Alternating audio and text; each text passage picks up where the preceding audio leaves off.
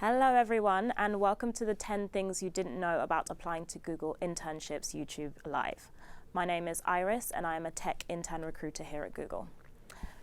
So let's get started. Let's go with number 1.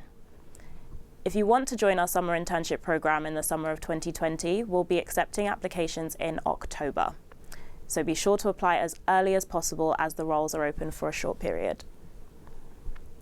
Now on to number 2. Non-industry experience counts for a lot. So things like coding at university, coding competitions, course projects, internships, open source coding, and hobby coding. So please make sure that all of these are listed in your CV. Let's see what we have for number 3. There are no minimum grades or academic criteria that you need to have in order to be considered for an internship. When we look at your resume, we look for signals of a real passion for computer science and coding, which can be shown through a variety of activities, not just your studies. And let's go with number 4. You can only be considered for an internship in one region if you have not interned at Google before. For instance, if you've applied for an internship in both North America and Europe, your application can only be progressed for one of these two regions. And let's go with number 5. The first stage of the process consists of 2 45-minute interviews focused on coding ability. And now on to number 6. Before your interviews, you will be invited to attend an interview prep recap session over Hangout with a recruiter, such as myself. These sessions will give you some tips and answer any questions that you might have about your upcoming interview. And let's see what we have for number 7. There are a lot of interview preparation materials available on the Google job site. If you're successful at getting to the interview stage, your recruiter will also email across some content that will prove very useful. So please don't ignore our emails. Let's go with number 8. Try to do as many practice problems as you can.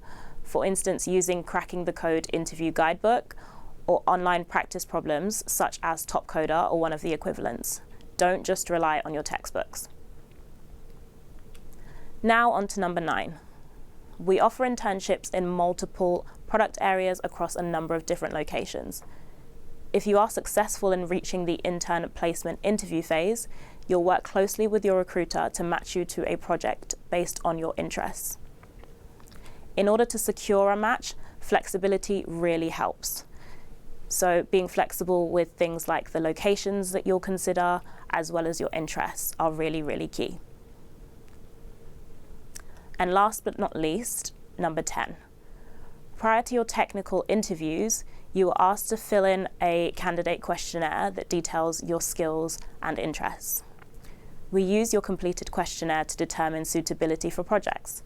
You can update your questionnaire at any time during the process by editing the form. Once you submit the changes, the form will automatically update and your new questionnaire will be visible to us. And as a final note, our classic software engineering and site reliability, STEP, and research internship applications open up in October across EMEA. And our scholarships will be launching at the beginning of October, also across EMEA. Don't forget to apply. Thank you very much for joining us, and I will be joining later in October to answer any questions that you have via Slack.